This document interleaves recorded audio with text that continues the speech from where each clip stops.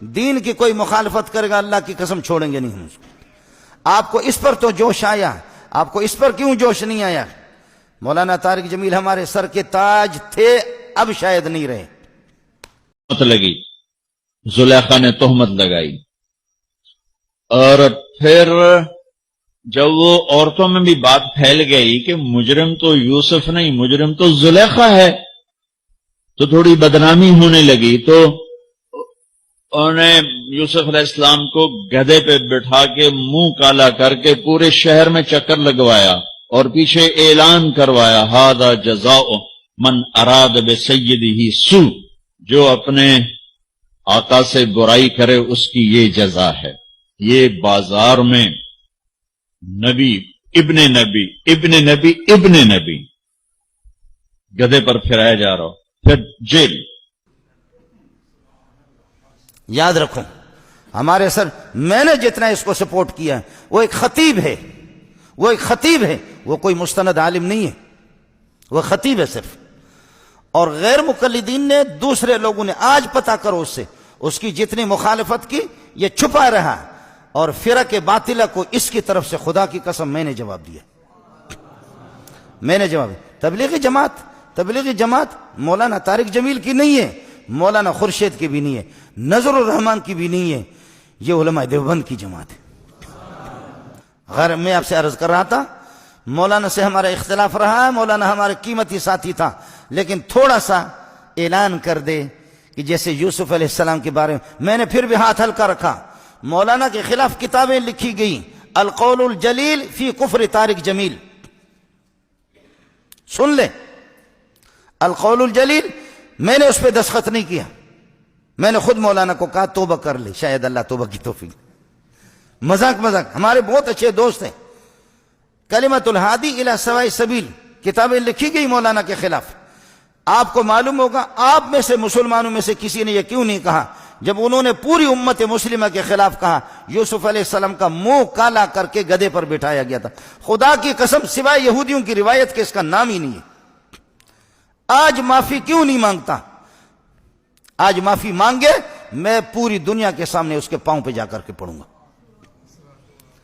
ورنہ بریلوی سے پتہ کر لے، جماعت اسلامی سے پتہ کرے، اہل حدیث سے پتہ کرے، دیوبندیوں سے پتہ کرے، تبلیغی اکابرین سے معلوم کر لے، کس مسلمان نے لکھا؟ یہودیوں کی ایک روایت تھی، میں نے حضرت کو یہاں بھی لکھ کر کے دیا، یہاں اس میں کئی دفعہ اس کو سمجھایا کہ اللہ کے لیے کچی باتیں نہ کرو، قرآن بھی دیکھا کرو اور حدیث دیکھا کرو۔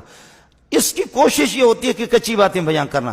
مولانا ہمارے سر کے تاج تھے، انسان سے غلطی ہو جاتی ہے، معافی مانگے یوسف علیہ السلام سے، معافی مانگے، اور نہیں تو پھر آپ مجھ سے گلہ نہ کر لے، میں اپنے رب کو راضی کر سکتا ہوں، آپ کو ناراض کر سکتا ہوں۔ یہ نیٹ پر موجود ہے، یہ لاکھوں انسانوں، پھر بھی سعودیہ کے علماء نے کافر قرار دیا، میں نے کافر نہیں کہا۔ آپ سعودیہ کے علماء کے بالکل موجود ہیں، انہوں نے کافر تک بھی قرار دیا کہ یوسف علیہ السلام کی توہین کیوں کی اس طرح۔ لکھا ہے کہ منظور مینگل نے طارق جلیل کو بہت کچھ کہا ہے، کیا علماء ایک دوسرے کو ایسے کہ جواب دیے کہ طارق جمیل عالم نہیں ہے، وہ علماء کا بدترین دشمن، دین کا ایک مکار فریبی، تبلیغ کا وجود دنیا سے ختم کرنے والا ایک زہریلا سانپ ہے۔ اس کے علم کی کوئی بات سمجھ میں نہیں آئی۔ یہ جو مینگل نے کہا ہے شاید کم کہا ہے، وہ اس سے زیادہ کا حقدار ہے۔ بچے نے سوال کیا ہے نا کہ اس زمانے میں جھوٹی احادیث ہیں، اس کا آپ بتا دیں، ابھی تک تو کوئی کتاب لکھی نہیں۔ یہ ابھی ایک بیان آیا مولانا طارق جمیل صاحب کا کہ یوسف علیہ السلام کی جب جیل بھیجا گیا تو اس سے پہلے ان کا منہ کالا کر کے پورے شہر میں بھجایا گیا۔ کہاں یار سیدنا یوسف علیہ السلام کا ولیعاذ باللہ خدا کے پیغمبر تھے، کس نے آپ سے کہہ دیا کہ ان کا منہ کالا کیا گیا؟ جھوٹ کسی اور نے لکھا ہے، آپ اسے پبلک کو بتا رہے ہیں، آپ قائد ہیں، ہزاروں آدمیوں کی آپ رہنمائی فرما رہے ہیں، آپ پڑھیں تو صحیح نا، کوئی حوالہ تو بتائیں کہاں لکھا ہے۔ مولانا طارق جمیل صاحب کے کئی بیانات 10 سن لو، اور ان 10 میں جتنی حدیثیں وہ کہتے ہیں سب جھوٹ ہے، اس 20 سال ہو گئے اس صدی کو، یہ ہماری بات ہزاروں لوگ سنیں گے، ان 20 سالوں میں اتنا بڑا جھوٹا حضور صلی اللہ علیہ وسلم پہ جھوٹ اور تہمت لگانے والا ہم نے نہیں دیکھا۔ جتنے مولانا طارق جمیل ہیں 10 کیسٹیں سن لو، حدیثیں لے آؤ، ہمارے پاس حضرت ہی کے بعد جو کہو حضرت یہ ذرا حدیث کہاں آئی ہے دکھا دو، پورا ڈھونگ رچایا ہے حضور صلی اللہ علیہ وسلم کے والد دادا پر نبی کریم صلی اللہ علیہ وسلم کی چند ایک پشتوں کا ذکر ملتا ہے۔ طارق جی صاحب پورا بیان کرتے ہیں کہ فلاں سے آدم علیہ السلام تک پہنچاتے ہیں، اے حضرت آدم علیہ السلام تک کہاں پہنچاتے ہیں، آپ اسے ثابت بھی کریں۔ 40 باپ آپ گنتے ہیں، دادا پر دادا 40 پشتیں، 40 پشتوں میں حضرت عبداللہ سمیت رسول اللہ صلی اللہ علیہ وسلم کے والد سمیت ہر ایک کی عمر اگر 1,00,000 سال بھی مان لی جائے تو دنیا 40 لاکھ سال سے زیادہ پرانی۔ آپ ان آثار قدیمہ کو کیا کریں گے؟ آپ سائنس کی تحقیق کو کیا کریں گے؟ جب یہ جھوٹ ہے تو کیوں آپ لوگوں کے منہ آتے ہیں؟ اگلے جو منکر اور دہری ہیں وہ کہیں گے حضرت دنیا بنے کروڑوں سال ہو گئے، کس آدم کی بات آپ کرتے؟ کتنے جھوٹ گنوائیں؟ حضرت رسالت پناہ صلی اللہ علیہ وسلم کا نسب یہ ہے، یہ سب جھوٹ ہے۔ اللہ کہتا ہے تو یہ کر تو میں یہ کر، تو یہ کر کے تو دیکھ میں یہ کروں گا، تو کر کے تو دیکھ یہ میں کروں گا۔ یہ 8-10 جھوٹ گھڑے ہوئے بڑا پاپولر ہوا، لوگوں نے بینرز اس کے چھاپ دیے۔ ایک صاحب ہمارے بھی دوست تھے، ہم اس میں لکھ دیا مسند احمد میں آیا، میں نے کہا مسند احمد یہ پڑھیے ذرا نکال دیں یہ کہاں ہے، چپ۔ اس کا نقصان یہ ہوتا ہے پھر جب ہم جیسے لوگوں کے پاس یہ چیزیں آتی ہیں اور عقل مند سائنس یہ وہ جدید پڑے ہوئے بچے آتے ہیں کہتے ہیں جی یہ ثابت کریں، ہم کہتے ہیں یار یہ جھوٹ ہے، لوگوں کا دین پہ اعتبار اٹھتا ہے۔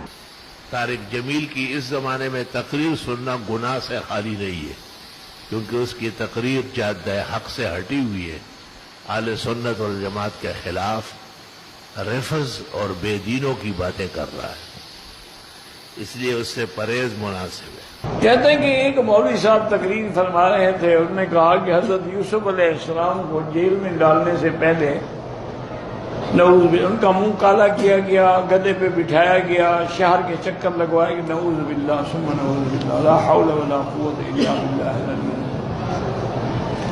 انا للہ و انا، اللہ پاک اپنے انبیاء کو اتنا ذلیل اور رسوا نہیں کرتے، انا لننصر رسلنا والذین آمنوا فی الحیات الدنیا ویوم یقوم الاشہاد۔ اللہ فرماتے ہیں ہم اپنے رسولوں کی مدد کرتے ہیں۔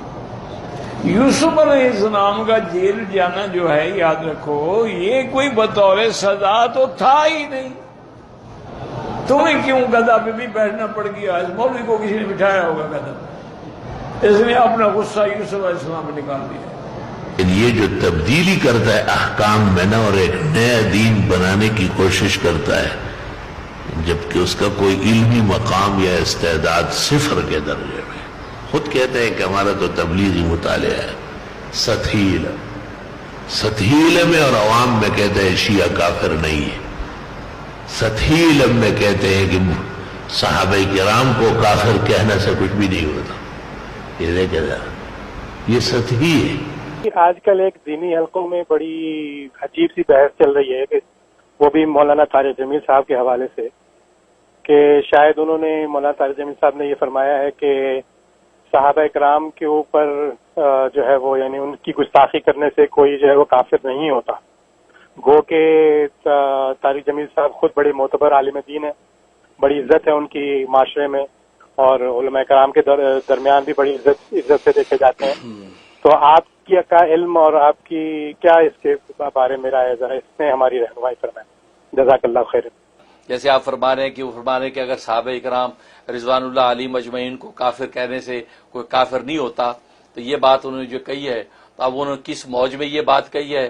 میں تو یہ کہتا ہوں کہ صحابہ کرام کی شان تو بڑی اونچی ہے، ابو بکر تو صدیق ہے، عمر تو فاروق ہے، عثمان تو غنی ہے، علی تو مرتضیٰ ہے، ان کو اتنا اونچا مقام حاصل ہے، وہ تو بہت دور کی بات۔ ایک عام مسلمان کو بھی اگر کوئی کافر کہہ دے، اس کافر کہنے پہ وہ آدمی کافر ہو جاتا ہے۔ صحابہ کی شان تو بہت اونچی ہے، مجھے اور آپ کو کوئی کافر کہہ دے تو اس پر وہ کافر ہو جاتا ہے۔ بھائی یہ تو نبی کا فرمان، نبی نے اصول بیان کر دیا ہے، سیاستہ کی حدیث ہے اگر کسی مسلمان کو کسی نے کافر کہا تو وہ کلمہ کفر اس شخص کی طرف جاتا ہے، اس کے دل کو جھانکتا ہے، چکر لگاتا ہے، اس کے دل میں اگر کفر نہیں ایمان ہے تو وہ واپس لوٹ کر اس کہنے والے کے قلب میں جا کے بیٹھ جاتا ہے اور کہنے والا کافر ہو جاتا ہے۔ تو نبی نے قیامت تک کے لیے اصول بیان کر دیا کہ ابو بکر عمر تو اونچی شان ہے، مجھے اور آپ کو کافر کہنے والا کافر ہو جاتا ہے۔ یہ تو اتنی خطرناک بات ہے۔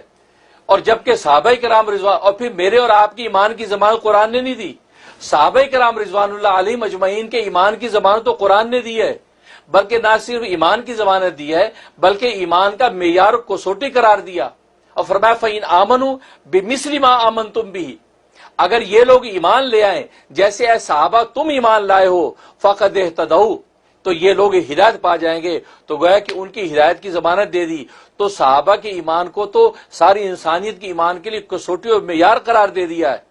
تو ان کا ایمان تو اتنا یقینی کہ قرآن سنت اس کی گواہی دے رہا ہے، ایسے مومن کو کافر کہنے والا مسلمان رہ جائے، یہ بات تو بڑی عجیب ہے۔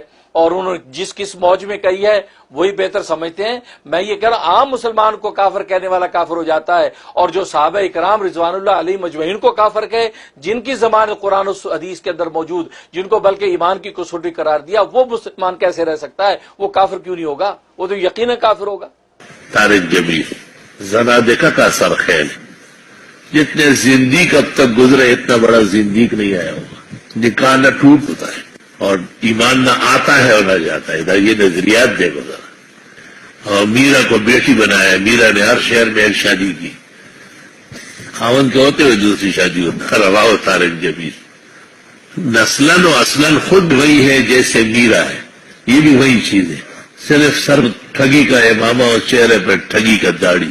یہ تبلیغیوں کو شکار کرنے کا حال ہے، نہ ہی سمجھ۔ بعض باتیں اس کی بہت دکھ کی ہے۔ تو کہتے ہیں قرآن مجید میں ہدایت نہیں، ہدایت تبلیغ لے لے پہلے میں۔ ایسا واضح توہین شاید کسی نے نہیں کی ہوگی۔ قرآن کہتے ہیں ہدی للمتقین، یہ کہتے ہیں قرآن میں ہدایت نہیں۔ بالکل قرآن کو اللہ کی کتاب آسمانی منزل نہیں مان رہا ہے۔ ان کی تمام باتوں سے واضح ہے کہ قرآن شریف کتاب نہیں مان رہا، اور یہ روافظ کا اثر ہے، کیونکہ روافظ بھی موجود ہے قرآن اور اس کا ظواہر اس کو غلط کہہ رہے ہیں۔ جو لوگ ان کو دیندار یا عالم یا ہم کو معلومات نہیں ہے غریبوں کو، ہر جگہ وہ یہ بیان نہیں کرتا۔ ایک بیان یہ ہے کہ مولانا مودودی احمد رضا خان ارکان اسلام میں سے، اور ایک بیان یہ ہے کہ اگر یہ حضرات نہ ہوتے تو علماء دیوبند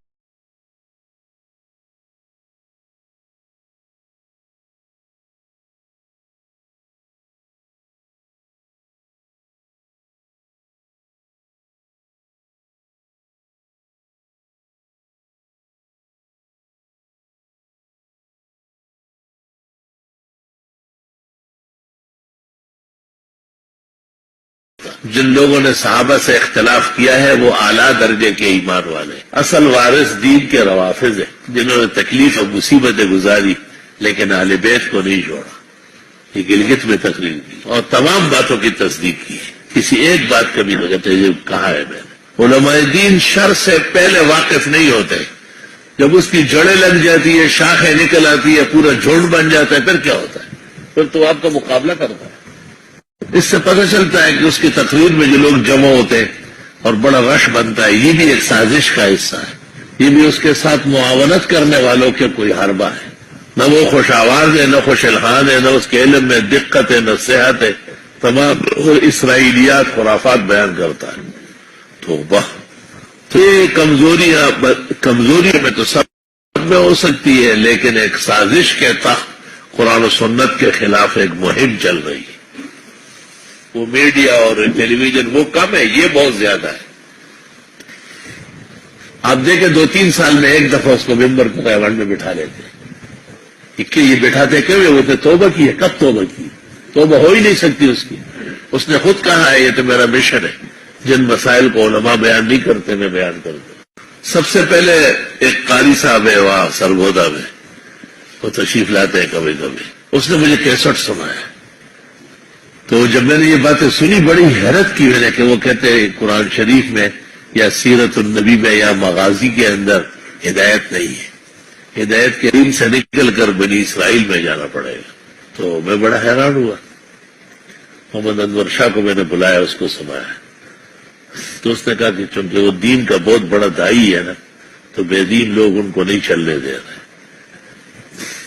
اور اس نے فون آن کیا. معلوم ہوتا ہے کہ محمد انور شاہ کا ان سے رابطہ تھا، تو اس نے فون اٹھایا کہ ابو سے بات کریں. میں نے پوچھ لیا تو اس نے کہا یہی بات میں نے کہی، یہ میری تقریر ہے. یہ میں نے انور شاہ کو کہا اب جواب دو. اسی طرح وہ مودودی اور احمد رضا کو جو ارکان اسلام کا ہے وہ بھی کہا بس ایک طریقہ ہے، کیا کرو مجبور ہو جاتا. یہ طریقہ ہے، جب آپ کہیں گے تو کہیں گے بس ختم ہو گیا، آپ نے غلط. بالکل ختم نہیں، وہ اس پر پورا ڈٹا ہوا ہے. اس کے بعد امریکہ نے ایک جگہ یہ بیان کیا تو گلگت میں سالانہ اجتماع کے اخیر میں شیعہ ملنے آئے تو ان کو دیکھ کے لوگوں کو کہا آپ یہ نہ سمجھے کہ یہ کون ہے، یہ اس دین کے اصل وارث آ گئے. لیکن پوری تقریر کو جو ہے نا شکار، وہ صرف شکار کے لیے، اصل جملہ اس کا یہ ہے کہ یہ اس دین کے اصل وارث لوگ یہ آ گئے.